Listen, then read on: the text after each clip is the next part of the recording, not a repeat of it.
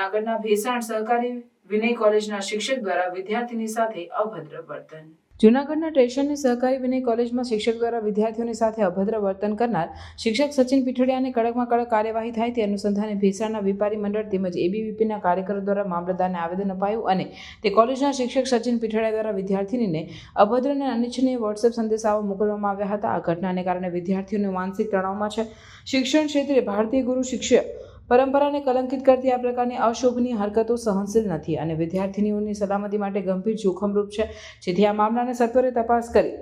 આ કોલેજના શિક્ષક સચિન પીઠડિયા વિરુદ્ધ કડકમાં કડક કાર્યવાહી થાય એવી અખિલ ભારતીય વિદ્યાર્થી પરિષદ જૂનાગઢ દ્વારા માંગ કરાઈ છે, જેમાં તલક તપાસ કરવા સહકારી વિનય કોલેજના શિક્ષક સચિન પીઠડિયા વિરુદ્ધ તાત્કાલિક તપાસ શરૂ કરવામાં આવે અને કડકમાં કડક કાનૂની કાર્ય કરવામાં આવે અને તેને સસ્પેન્ડ નહીં પણ ડિસમિસ કરવામાં આવે તેવી માંગ કરવામાં આવી હતી, જેથી ભવિષ્યમાં આવા કૃત્ય કોઈ પણ શિક્ષક કરે નહીં અને કોલેજમાં શૈક્ષણિક સંસ્થાઓમાં સજાગતા અભિયાન પ્રકારની ઘટનાઓ ન બને તે માટે કોલેજમાં અભિયાન ચલાવવામાં આવે અને આ મુદ્દે હજી પણ કોઈ ફરિયાદ નોંધાઈ નથી। અને અખિલ ભારતીય વિદ્યાર્થી પરિષદ દ્વારા માંગ કરવામાં આવી હતી કે આ મુદ્દાઓ પર પોલીસ અથવા પ્રિન્સિપલ ફરિયાદી થાય તેવી માંગ કરી હતી,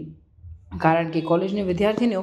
નાબાલિગ અને ડરમાં હોય તે માટે ફરિયાદી કોઈ બીજા સ્ટાફ બને તેમ અખિલ ભારતીય વિદ્યાર્થી પરિષદ ઈચ્છી રહ્યું છે। જો આ શિક્ષક વિરુદ્ધ કોઈ કાર્યવાહી નહીં થાય તો ના છૂટકે જૂનાગઢ જિલ્લા અખિલ ભારતીય વિદ્યાર્થી પરિષદ દ્વારા રોડ ઉપર ઉતરી આંદોલન કરવામાં આવશે તેવી જિંદગી તેમના પ્રમુખ દિનેશ ચર્ચાએ જણાવ્યું હતું। દિનેશ ચર્ચા,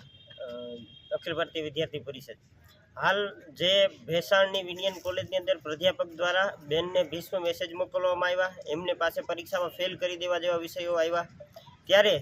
આ વિષયને લઈને હજી સુધી પોલીસ ફરિયાદ થઈ નથી। સાથે સાથે એમને હજી શિક્ષણ વિભાગ દ્વારા સસ્પેન્ડ કરવામાં નથી આવ્યા। ત્યારે અમે પૂછવા માગીએ છીએ કે જ્યાં સુધી એ સસ્પેન્ડ નહીં થાય ત્યાં સુધી કેમ્પસની અંદર કોઈ પણ તપાસ સમિતિ મોકલશો, એ તપાસ કેવી રીતે તટસ્થ થશે,